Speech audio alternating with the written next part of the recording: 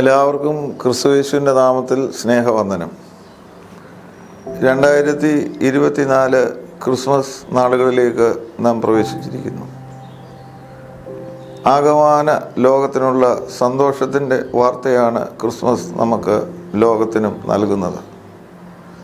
സർവ്വജനത്തിനുമുള്ള മഹാസന്തോഷം എന്നാണ് മാലാഖമാർ പാടിയത്. അപ്പോൾ ക്രിസ്മസിൻ്റെ സന്തോഷവും സമാധാനവും ആകമാന മനുഷ്യകുലത്തിനാണ് എന്ന് നമ്മൾ തിരിച്ചറിയുന്നു. മറ്റൊരർത്ഥത്തിൽ പറഞ്ഞാൽ ക്രിസ്മസ് ക്രിസ്ത്യാനികളുടെ മാത്രം ഒരു ആഘോഷമോ ഉത്സവമോ ദൈവിക പദ്ധതിയല്ല. ദൈവം ലോകത്തെയാണ് സ്നേഹിച്ചത്. എല്ലാ ലോകത്തിലെ മനുഷ്യരും ദൈവത്തിൻ്റെ മക്കളാണ്. ആ ഒരു വലിയ ചിന്ത നമുക്ക് നൽകുമ്പോൾ ക്രിസ്മസിൻ്റെ ഒരു സാർവത്രികത നമുക്ക് മനസ്സിലാക്കാൻ സാധിക്കുകയാണ്. പലപ്പോഴും അറിഞ്ഞോ അറിയാതെയോ ക്രിസ്മസ് ക്രിസ്ത്യാനികളുടേത് ആണെന്നും അത് ബാക്കി ഉള്ള നാനാജാതി മതസ്ഥരായ ആളുകൾ അതിനോട് ചേരുന്നു എന്ന് മാത്രമുള്ള ചുരുങ്ങിയ ഒരു ചിന്തയിലേക്ക് നമുക്ക് മാറുവാനായിട്ട് സാധ്യതയുണ്ട്. അതിന് ഒരു തിരുത്തലാണ് ദൂതന്മാരുടെ ഈ വലിയ വിശ്വവിഖ്യാതമായ പ്രസ്താവന അല്ലെങ്കിൽ പ്രഖ്യാപനം, സർവ്വജനവും സന്തോഷിക്കണം. എന്നാൽ ഇന്ന് നമുക്കെല്ലാവർക്കും അറിയാം, സർവ്വജനത്തിനും സന്തോഷിക്കാൻ ഒക്കുന്ന ഒരു കാലമല്ല, ഒരു പരിസ്ഥിതിയുമല്ല. ലോകത്തിലെ ചുരുക്കം അല്ലെങ്കിൽ ഒരു ചെറിയ ശതമാനം ആളുകൾ മാത്രമാണ് ഇന്ന് ഏതെങ്കിലും രീതിയിലുള്ള സന്തോഷം അനുഭവിക്കുന്നത്. ബഹുഭൂരിപക്ഷം വരുന്ന കോടാനുകോടി വരുന്ന ആളുകൾ സന്തോഷിക്കുന്നതിന് വകുപ്പില്ലാതെ നിവൃത്തിയില്ലാതെ അവരെ വേദനിക്കുകയും കരയുകയും ചെയ്യുകയാണ്. യുദ്ധത്തിൻ്റെ കെടുതിയിൽ വേദനപ്പെടുന്ന എത്രയോ ലക്ഷക്കണക്കിന് ആളുകൾ, ഗാസയിൽ എത്രയോ കുഞ്ഞുങ്ങളും അമ്മമാരും മരണം വരിക്കുന്നു.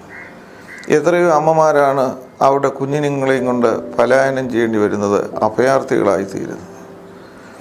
യുദ്ധം ഒരിക്കലും ഒന്നിനും പരിഹാരമല്ല എന്ന് എല്ലാവരും തിരിച്ചറിഞ്ഞിരിക്കെ യുദ്ധത്തിലൂടെ ലോകത്തെ കീഴടക്കി തങ്ങളുടെ സർവാധിപത്യവും ഏകാധിപത്യവും ഒക്കെ സ്ഥാപിക്കുന്നതിനുള്ള ദൈവനീതിക്ക് വിരുദ്ധമായിട്ടുള്ള വളരെ ലൗകികമായ ഒരു നീതിക്രമം ആണ് പലപ്പോഴും എല്ലാവരും ആഗ്രഹിക്കുന്നത്. ചുരുക്കത്തിൽ എല്ലാവരും സന്തോഷിക്കേണ്ട ലോകത്തിൽ കുറേ ആളുകൾ സന്തോഷിക്കുകയും ആ സന്തോഷത്തിൻ്റെ പേരിൽ ഏറെ ആളുകൾ ദുഃഖിക്കുകയും ചെയ്യേണ്ടി വരുന്ന ഒരു വൈരുദ്ധ്യം ലോകത്തിലെങ്ങും ഇപ്പോൾ നിലനിൽക്കുകയാണ്. എല്ലാവരും സന്തോഷിക്കുമ്പോൾ മാത്രമേ ദൈവത്തിനും സന്തോഷിക്കാൻ കഴിയുള്ളൂ. അതുകൊണ്ട് ക്രിസ്മസ് ഒരർത്ഥത്തിൽ നമ്മുടെ മുമ്പിൽ ഉയർത്തുന്ന ഏറ്റവും വലിയ വെല്ലുവിളി ദൈവത്തെ സന്തോഷിപ്പിക്കാനായിട്ട് നമ്മളെ തന്നെ സമർപ്പിക്കുക എന്നുകൂടിയാണ്.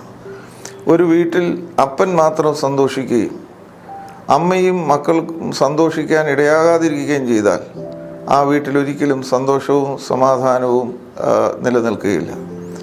മദ്യപിക്കുന്ന ഒരപ്പനാണെങ്കിൽ മദ്യപിക്കുമ്പോൾ കുറേ നേരത്തേക്ക് അദ്ദേഹത്തിന് ഒരു സന്തോഷമോ ഒരു കിക്കോ കിട്ടുന്നു.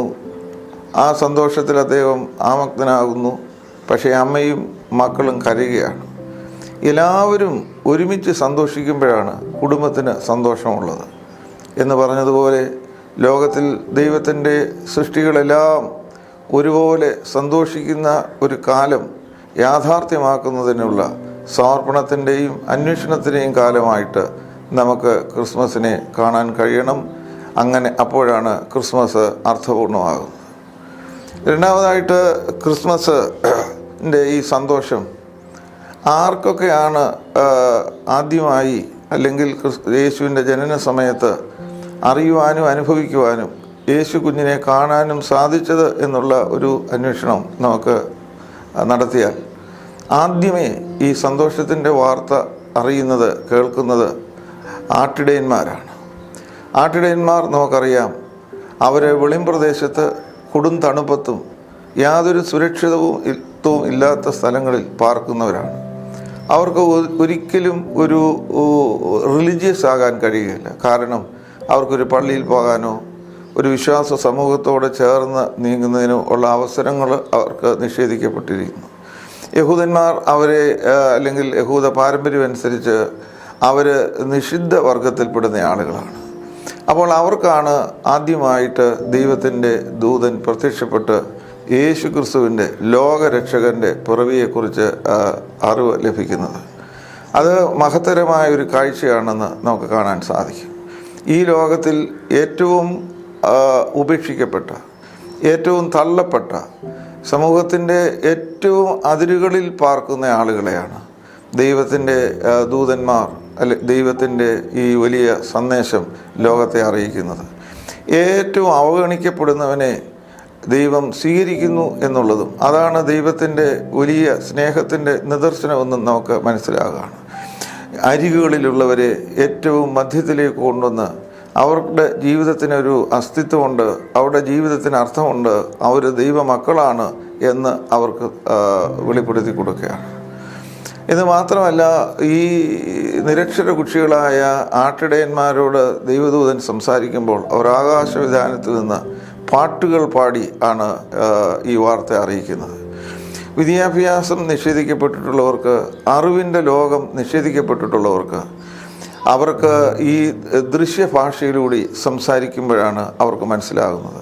അവർക്കൊരു ഭാഷ ആവശ്യമാണ്, അവർക്ക് ചില കാഴ്ചകൾ ആവശ്യമാണ്. അങ്ങനെയുള്ള ഒരു അവരുടെ ലോകത്തിലേക്കെത്തി അവർക്ക് മനസ്സിലാകുന്ന ഭാഷയിൽ സംസാരിക്കുന്നത് എന്ന് നമുക്ക് മനസ്സിലാകുന്നു.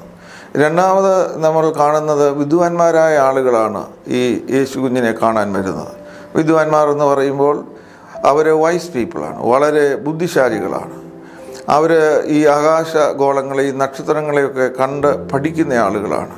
എന്ന് പറഞ്ഞാൽ ഈ അസ്ട്രോളജിയിൽ ഏറ്റവും വലിയ പാണ്ഡിത്യമുള്ള ആളുകളാണ്. അവർ നക്ഷത്രങ്ങളെ കണ്ടു. അവർക്ക് ഒരു അടയാളം കണ്ടാൽ അത് ഇൻ്റർപ്രറ്റ് ചെയ്യാനായിട്ട് അവർക്ക് നിശ്ചയമായിട്ട് സാധിക്കും. അതിന് വിശദീകരണങ്ങളോ പാട്ടുകളോ അവർക്ക് ആവശ്യമില്ല. അവർ ആ നക്ഷത്രത്തെക്കുറിച്ച് പഠിച്ചപ്പോഴാണ് അത് ഈ ലോകത്തിൻ്റെ ഒരു രക്ഷകൻ പിറന്നിരിക്കുന്നു എന്നുള്ള ചിന്ത, കാഴ്ചയും അറിവും അവർക്ക് ലഭിക്കുകയും ആ അറിവ് അന്വേഷിച്ച് അവർ യാത്രയാവുകയും ഈ നക്ഷത്രം അവർക്കൊരു വഴികാട്ടിയായി തീരുകയും അവർ യേശു കുഞ്ഞിനെ കാണുകയും ചെയ്യുന്നത്. അപ്പോൾ ഈ രണ്ട് കാഴ്ചകളും ഒരുമിച്ച് ചേർത്താൽ, ആട്ടിടയന്മാരുടെയും വിദ്വാൻമാരുടെയും കാഴ്ചകൾ നമുക്ക് ഒരുമിച്ച് ചേർത്തെടുത്താൽ മനസ്സിലാകുന്ന ഒരു കാര്യമുണ്ട്. ലോകത്തിലെ എല്ലാ മനുഷ്യൻ്റെയും അടിസ്ഥാന ആവശ്യം ആത്യന്തികമായി ദൈവത്തിൽ എത്തുക, ദൈവത്തെ അറിയുക. ദൈവത്തോട് ചേർന്ന് മാത്രമേ മനുഷ്യന് പൂർണ്ണ മനുഷ്യനായിട്ട് ജീവിക്കുവാനും ആയിത്തീരുവാനും കഴിയുകയുള്ളൂ എന്നുള്ള പരമമായ ഒരു സത്യമാണ്.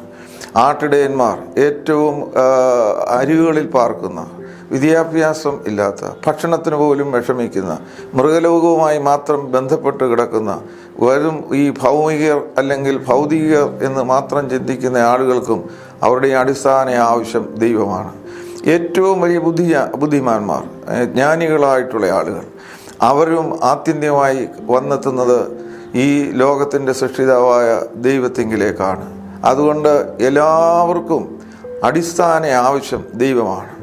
അത് നമ്മൾ പറയാറുണ്ട്, ഈ നമ്മളുടെ God is the ground of our being. നമ്മുടെ അസ്തിത്വത്തിൻ്റെ അടിസ്ഥാനം ദൈവമാണ്.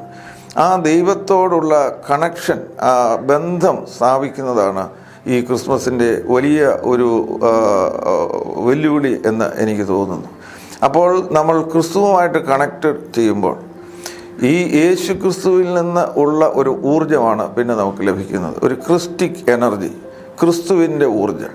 ക്രിസ്തുവിൻ്റെ ഊർജ്ജം എപ്പോഴും രക്ഷിക്കുന്ന ഊർജ്ജമാണ്. അത് എല്ലാവരെയും ഉന്മേഷഭരിതരാക്കുന്നതാണ്. അത് എല്ലാവർക്കും അവരുടെ രക്ഷ ലാക്കാക്കി പ്രവർത്തിക്കുന്ന ഒരു ഊർജ്ജമാണ്. അപ്പോൾ ക്രിസ്മസിൽ ഏറ്റവും പ്രധാനമായിട്ടുള്ളത് നമ്മൾ ഉയർത്തേണ്ടുന്ന ചോദ്യം, are we correctly connected to Christ?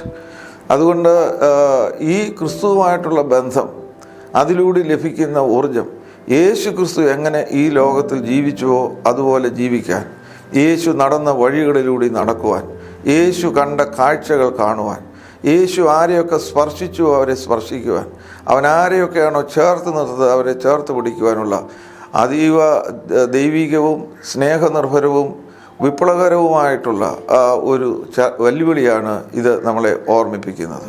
എന്നാൽ ഈ കാലഘട്ടത്തിൽ നമ്മൾ ദൈവത്തെക്കാൾ അധികമായി മറ്റ് പലതിനെയും സ്നേഹിക്കുന്നു. ഒരു അതിഭൗതികതയുടെ ലോകമാണ്. വസ്തുക്കളാണ്, മാറ്ററാണ് ആത്യന്ത്യം എന്ന് ധരിക്കുകയോ തെറ്റിദ്ധരിക്കുകയോ ചെയ്യുന്നു. അപ്പോൾ ദൈവം ഒരു പ്രസക്തമല്ലാതെ വരുന്നു. വലിയ ബുദ്ധിമാന്മാരിൽ ഒരു നല്ല സംഘം ആളുകൾ ദൈവനിഷേധികളല്ലെങ്കിലും ദൈവം അവർക്ക് ഒരു വലിയ വിഷയമല്ല. God is A non issue for them. നമ്മളും സത്യസന്ധമായി നോക്കിയാൽ, ഒരു ആവറേജ് ഒരു ക്രിസ്ത്യാനിയെ നോക്കിയാലും അവർക്ക് സൺഡേ സ്കൂളിനേക്കാൾ പ്രധാനം മൺഡേ സ്കൂളാണെന്ന് തോന്നുന്നതിൻ്റെ അർത്ഥം ഫെയ്ത്തിനേക്കാൾ റീസണാണ് വലുത്. ദൈവത്തെക്കാൾ ഈ ലോകവും അതിൻ്റെ മോഹങ്ങളും അതിൻ്റെ അധികാരങ്ങളും അംഗീകാരവും അവിടെ ലഭിക്കുന്ന പാണ്ഡിത്യവുമാണ് വലുതെന്ന് ധരിക്കുകയോ തെറ്റിദ്ധരിക്കുകയോ ചെയ്യുന്നിടത്ത് യേശു ക്രിസ്തുവിൻ്റെ ജനനം ഈ ലോകത്തോട് പറയുന്ന ഒരു പ്രധാനപ്പെട്ട കാര്യം അൾട്ടിമേറ്റായിട്ടുള്ളത്, ആത്യന്തികമായിട്ടുള്ളത് ദൈവമാണ്. ആ ദൈവത്തോടുള്ള ബന്ധത്തിലായിരിക്കണം എല്ലാ കാര്യങ്ങളും. അതുകൊണ്ട് എല്ലാത്തിൻ്റെയും കൂടെ ദൈവത്തെ കൂടെ കൂട്ടിച്ചേർക്കുകയല്ല. എവരിത്തിങ് പ്ലസ് ഗോഡ് എന്നുള്ള ചിന്തയല്ല, ഗോഡ് പ്ലസ് എവരിത്തിങ് എന്ന് നമ്മളെ പഠിപ്പിക്കുന്ന ഏറ്റവും പ്രധാനപ്പെട്ട ഒരു ചിന്തയും ഈ ഭാഗത്ത് നമ്മുടെ മുമ്പിൽ അവതരിപ്പിക്കുകയാണ് ക്രിസ്മസ്. ഈ ക്രിസ്മസിൽ യേശു ക്രിസ്തു ജനിക്കുന്നത് നമ്മൾ വായിക്കുന്നത് പുൽക്കൂടാണ്. പുൽക്കൂട് ഒരു തുറന്ന സ്ഥലമാണ്. തുറന്ന സ്ഥലത്ത് എല്ലാവർക്കും പ്രവേശനമുണ്ട്. പലപ്പോഴും ആലോചിച്ചാൽ നമുക്ക് മനസ്സിലാവും, യേശു ക്രിസ്തു ഒരു കൊട്ടാരത്തിലാണ്. അവൻ ദൈവങ്ങളുടെ ദൈവവും കർത്താക്കന്മാരുടെ കർത്താവും രാജാക്കന്മാരുടെ രാജാവും എന്ന് നമ്മൾ വാഴ്ത്തിപ്പുകഴ്ത്തുന്ന ഈ രക്ഷകനായ ദൈവം ഒരു കൊട്ടാരത്തിൽ പിറക്കണമായിരുന്നു എങ്കിൽ പിറക്കാമായിരുന്നു. അതെന്താണ് അങ്ങനെ ചെയ്യാഞ്ഞത് എന്ന് നമ്മൾ നോക്കിയാൽ ലളിതമായ ഉത്തരം, ഒരു കൊട്ടാരത്തിൽ ചെന്നെത്താവുന്നവർ വളരെ ചുരുങ്ങിയ ഒരു കൂട്ടം ആളുകളാണ്. അധികാരവും അംഗീകാരവും പ്രൗഢിയും പണവും ഒക്കെ ഉള്ള ആളുകൾക്കാണ്. അവിടെ ചുരുക്കം ചില ആളുകൾക്ക് മാത്രം എത്താം. എന്നാൽ പുൽക്കൂടിൽ എല്ലാവർക്കും വന്നു ചേരാവുന്ന സ്ഥലമാണ്. രാജാവിനും വരാം, പ്രജയ്ക്കും വരാവുന്ന സ്ഥലം. വലിയവർക്കും ചെറിയവർക്കും ആഗ്രഹിച്ചാൽ എത്തിച്ചേരാവുന്ന, നിസ്സാരമായി എത്തിച്ചേരാവുന്ന ഒരു സ്ഥലമാണ് ഈ പുൽക്കൂടെന്ന് പറയുന്നത്. അപ്പോൾ ഈ പുൽക്കൂട് എല്ലാവരെയും ഉൾക്കൊള്ളുന്നതായ ഒരു വിശാലമായ എക്യുമെനിക്കൽ സെൻ്ററാണ് എന്നുകൂടി നമുക്ക് മനസ്സിലാകാനായിട്ട് സാധിക്കും. എന്ന് മാത്രമല്ല, ഈ പുൽക്കൂട് ലാളിത്യത്തിൻ്റെയും വിനയത്തിൻ്റെയും ചേർത്ത് പിടിക്കലിൻ്റെയും എല്ലാം ഒരു സ്ഥലമാണ്. ആ സ്ഥലമാണ് നമ്മുടെയൊക്കെ മനസ്സുകളായി രൂപാന്തരപ്പെടണം. നമ്മുടെ മനസ്സിലാണ് യേശു ജനിക്കേണ്ടത്. 1000 പ്രാവശ്യം ക്രിസ്തു ബേത്ലഹേമിൽ ജനിച്ചാലും നമ്മുടെ ഹൃദയം ബേത്ലഹേമായി ദൈവവും നമ്മളും തമ്മിൽ കൃത്യമായി ബന്ധപ്പെട്ട് അവിടെ യേശുവിൻ്റെ സാന്നിധ്യം, ദൈവ സാന്നിധ്യം തിരിച്ചറിയുന്നതിന് നമുക്ക് ഇടയാകേണ്ട ഒരു കാലമാണ് ഈ ക്രിസ്മസിൻ്റെ കാലം. ഒരു കാര്യം കൂടെ പറഞ്ഞ് അവസാനിപ്പിക്കട്ടെ. കഴിഞ്ഞ വർഷവും നമ്മൾ ക്രിസ്മസ് ആഘോഷിച്ചു. കഴിഞ്ഞ വർഷവും യേശു ക്രിസ്തു നമ്മിൽ ജനിച്ചു, ലോകത്തിൽ ജനിച്ചു. കഴിഞ്ഞ വർഷം നമ്മളിൽ ജനിച്ച യേശു ക്രിസ്തു ഇന്ന് എവിടെയാണ്? ആ യേശു ക്രിസ്തു ഇന്ന് 1 വയസ്സായോ? അല്ല, കഴിഞ്ഞ 5 കൊല്ലമായി ക്രിസ്മസ് ആഘോഷിക്കുന്നവർ 5 കൊല്ലം പ്രായമായ യേശു നമ്മളിലുണ്ടോ? ഒരിക്കലുമില്ല. ഓരോ പ്രാവശ്യം ക്രിസ്മസ് ആഘോഷിച്ച് കുറച്ച് മാസങ്ങൾ കഴിയുമ്പോൾ ആ ജനിച്ച രക്ഷകനായ യേശു നമ്മളിലില്ല. ആ രക്ഷകനെ നമ്മളിൽ വളരാൻ അനുവദിക്കണം. ആ രക്ഷകൻ ഈ ലോകത്തിൽ ജീവിച്ചതുപോലെ ജീവിക്കുവാൻ നമുക്കിടയാകണം. സുരക്ഷിതമായ ഒരു കാര്യമാണ്. വളരെ ചെറിയ പ്രായത്തിൽ ഈ കുഞ്ഞ് യാതൊരു ശല്യവും ആർക്കും ഉണ്ടാക്കുകയില്ല. നമ്മൾ കിടക്കുന്നിടത്ത് കിടത്തും, ശല്യമില്ലാതെ അവിടെ കിടന്നോളും. നമുക്ക് നമ്മുടെ ഇഷ്ടമനുസരിച്ച് ജീവിക്കാം. എന്നാൽ ആ കുട്ടിക്ക് സ്കൂളിൽ പോകേണ്ടുന്ന പ്രായമാണെങ്കിൽ ആ കുട്ടിയെ സ്കൂളിൽ വിടുക എന്നുള്ള ഉത്തരവാദിത്വമുണ്ട്. ആ കുട്ടിക്ക് രോഗം വന്നാൽ ചികിത്സിക്കുവാനുള്ള ഉത്തരവാദിത്വമുണ്ട്. ആ കുട്ടിയെ ക്രമീകൃതമായും ക്രമത്തോടുകൂടി വളർത്തിയെടുക്കുവാനുള്ള ഉത്തരവാദിത്വമുണ്ട്. വലിയ വില കൊടുക്കണം.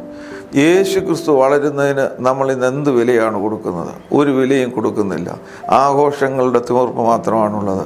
അതുകൊണ്ട് ദൈവജനമേ, നമുക്കെല്ലാവർക്കും യേശു ക്രിസ്തു നമ്മളിൽ വളരുവാൻ അനുവദിക്കണം.